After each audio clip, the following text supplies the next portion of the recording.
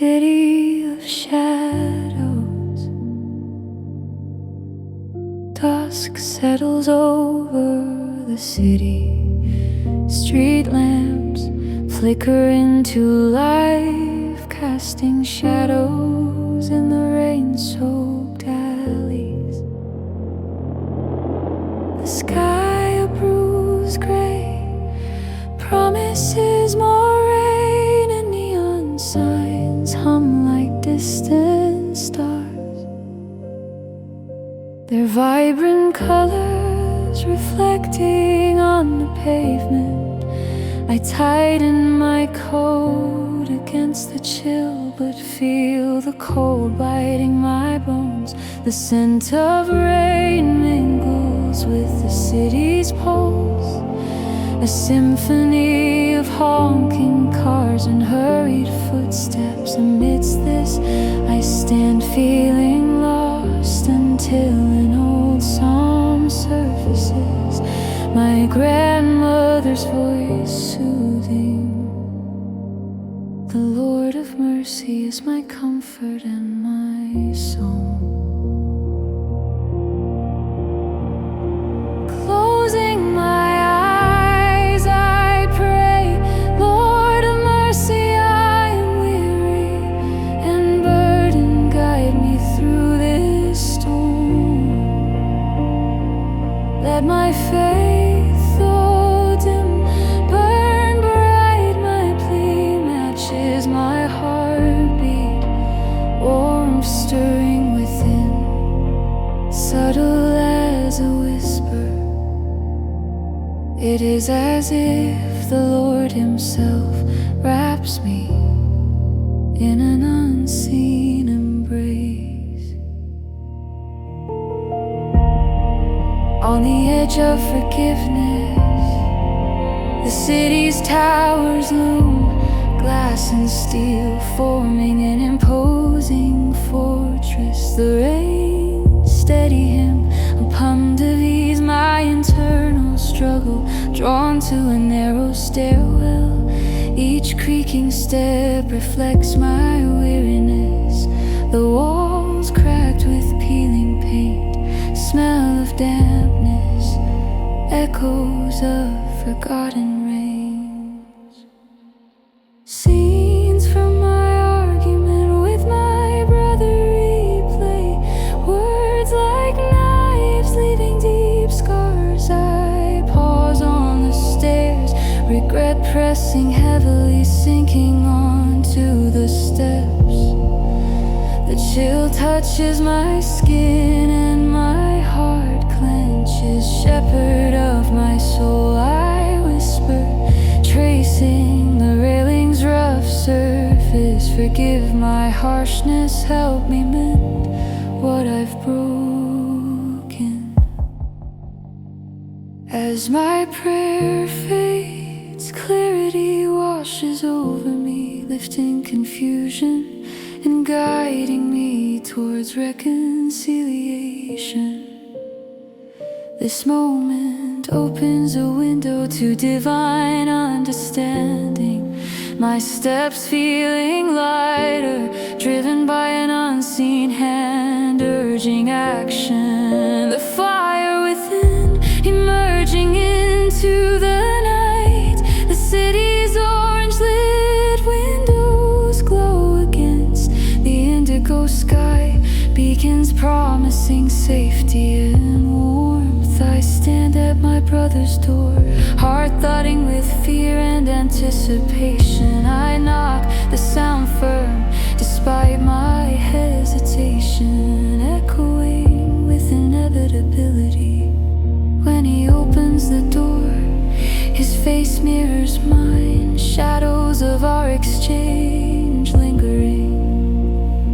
The dry heat of his apartment contrasts the night, grounding me. I'm sorry, I say, words flowing naturally like first rain on parched earth, promising renewal. I've been prideful and harsh. Can we start anew? He nods, understanding.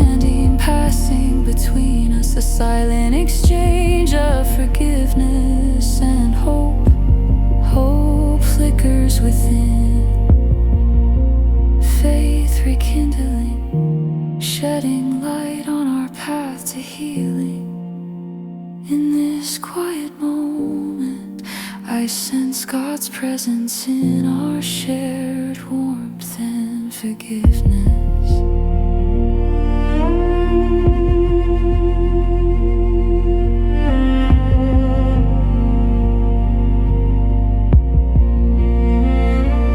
Holy One, light the flame of faith within me. Guide my steps through the shadows. Heal my heart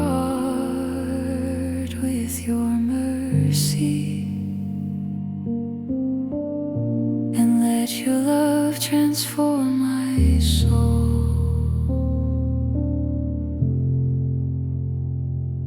Amen.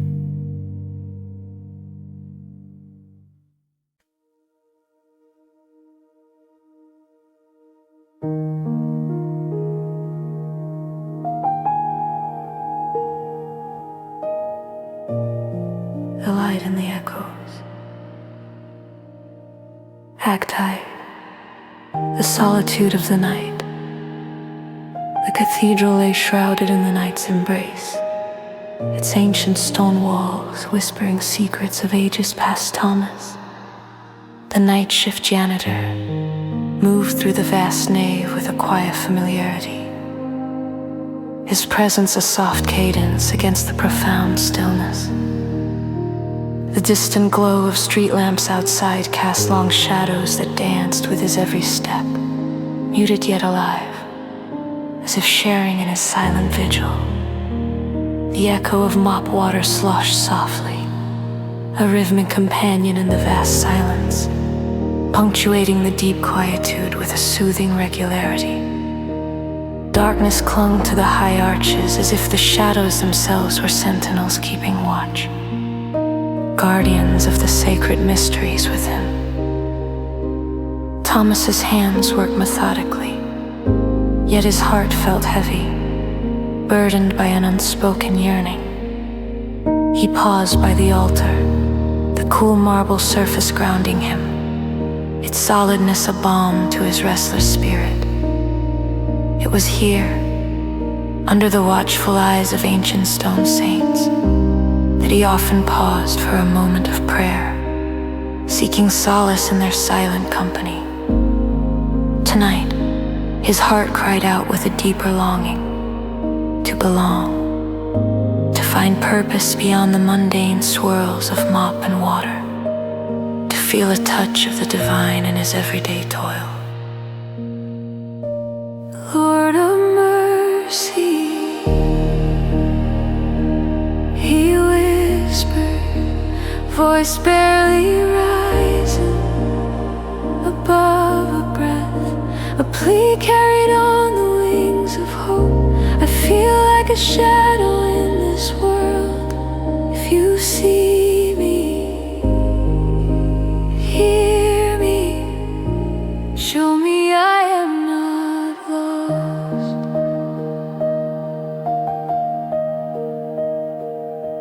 Silence answered him, stretching to the far reaches of the cathedral, wrapping him tighter in its enigmatic embrace. Yet, as he resumed his task, a flicker, a small, almost imperceptible light appeared at the altar's edge.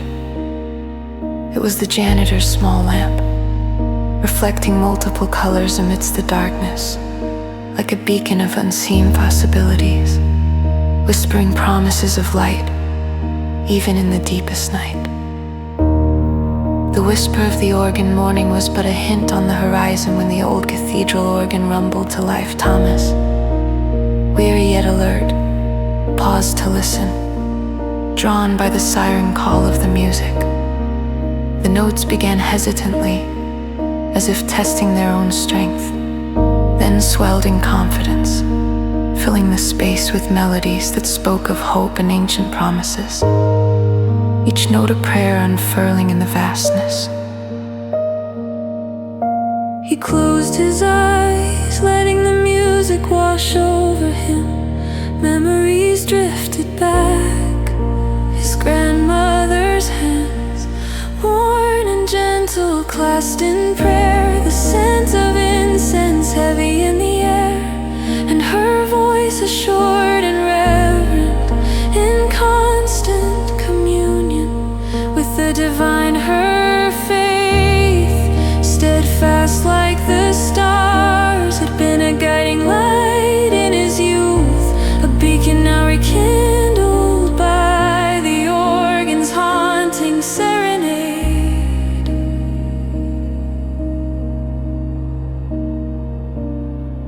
Inspired, Thomas knelt, the cold stone a familiar anchor. Shepherd of my soul, he began, voice strong despite the pinch of doubt. If I am to find my place, let it be under your guidance. Teach me to see with wonder the small things I overlook. In that moment, the notes from the organ seemed to wrap around his prayer, carrying it toward the heavens.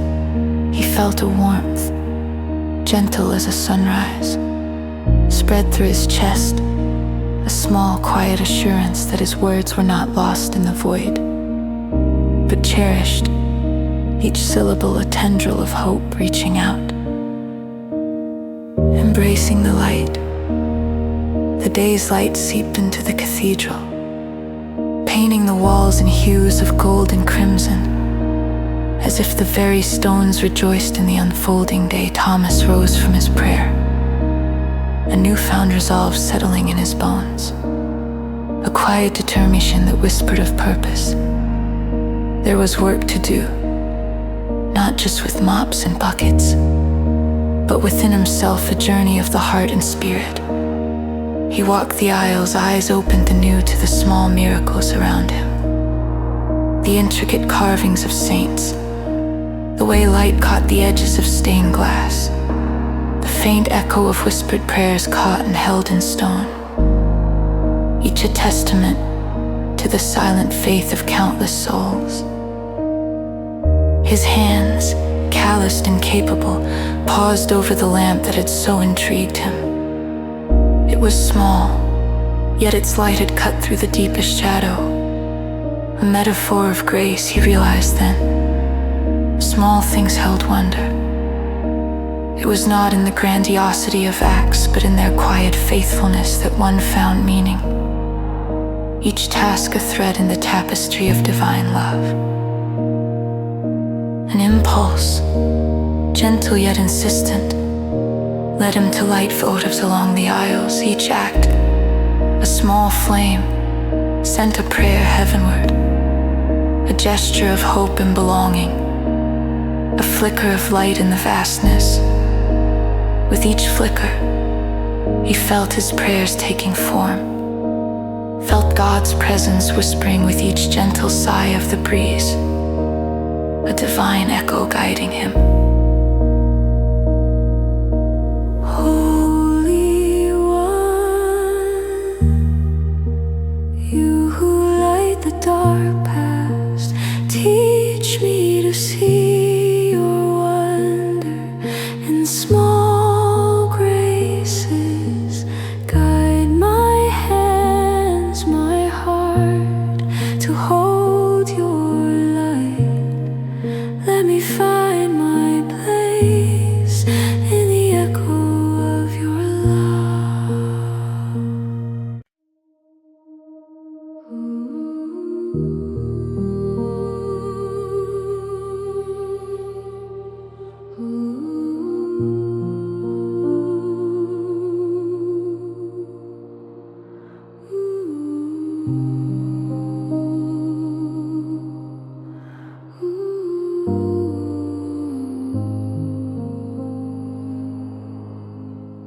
Breath of heaven. Hacked eye, shadows of doubt. The seminary corridors felt like rivers of silence, stretching into eternity with a hushed reverence. The thick tapestries absorbing my footfalls as though the very walls conspired to keep my presence a secret. Dust motes swirled in the last light of the setting sun, casting long shadows through stained glass windows, turning the hallway into a kaleidoscope of vivid orange and deep blues. My heart felt like a tangled mess, akin to the trees outside whipped by a restless wind.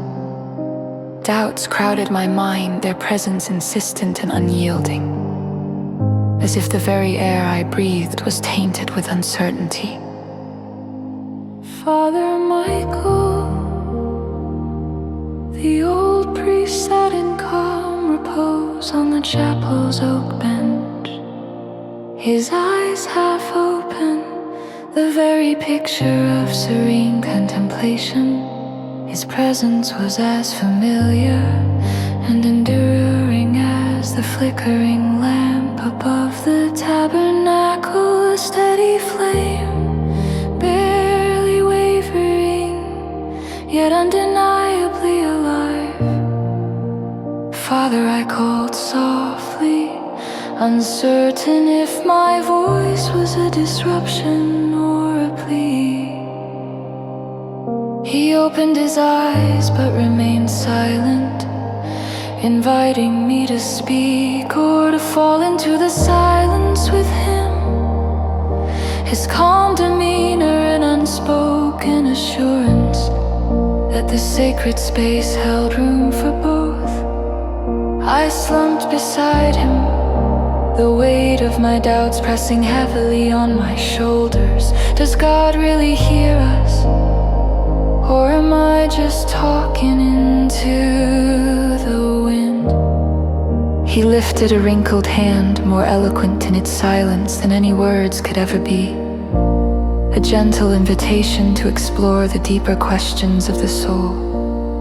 The chapel's air was thick with an ancient reverence, and I felt the weight of it settling around me. I closed my eyes, willing myself to pray, but the words tangled like fish in a net, elusive and slippery in the face of my uncertainties. Later, alone in my room, the familiar surroundings offered little comfort. I fell to my knees, feeling the cool touch of the wooden floor through the thin fabric of my trousers. The shadows crept in even here, though the pale glow from the window stretched across the floor like a gentle reminder of day. A crisis loomed, my heart heavy with unanswered questions. With hands folded tightly in an almost desperate clasp, I sought solace in the act of prayer. Lord of mercy, I whispered, my voice a mere breath in the quiet room. If you are truly there, hear my cry, I'm drowning in doubt. Show me that my prayers are more than empty echoes. I remained still listening, the silence a thick, expectant blanket. The world outside fell away, leaving just my breathing and the faint rustle of trees beyond the window. For the first time, it felt less like a ritual and more a raw, unguarded plea, a begging for an answer, for a sign that I was heard.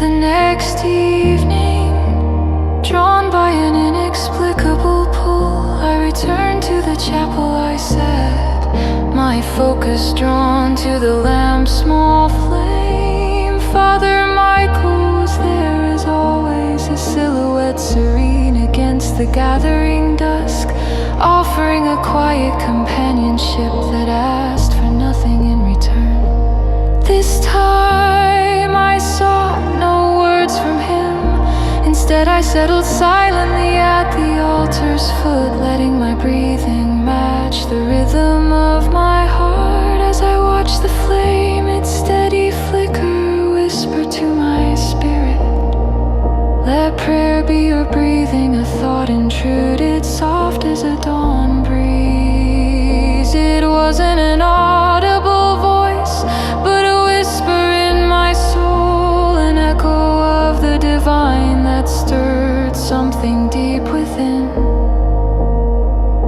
I closed my eyes, surrendering to the gentle urging, shepherd of my soul. I prayed the words unhurried, each syllable a step in faith. Guide me not just in sound, but in silence. Teach me to listen. An unexpected peace washed over me, gentle yet profound, as if the air itself had cleared. When I opened my eyes, the chapel seemed different, more alive, more sacred, every shadow and beam of light a testament to the presence I had longed to feel. As if my own eyes had finally seen it for the sanctuary it truly was. The turning prayer. I unclenched my hands, releasing the tension I'd carried for far too long. This prayer came from the heart. Holy One, take my uncertainties, I surrender them. Fill me with courage to walk where your light leads. A warmth spread within, a gentle flame inside mirrored by the lamp above, offering a silent promise of divine companionship. Rising, I felt lighter, each step forward, leaving the weight of doubt behind. Father Michael caught my eye, a knowing glint in his gaze. Though he spoke not a word, his presence affirmed what my heart had finally discerned. That God spoke in whispers and breaths of prayer.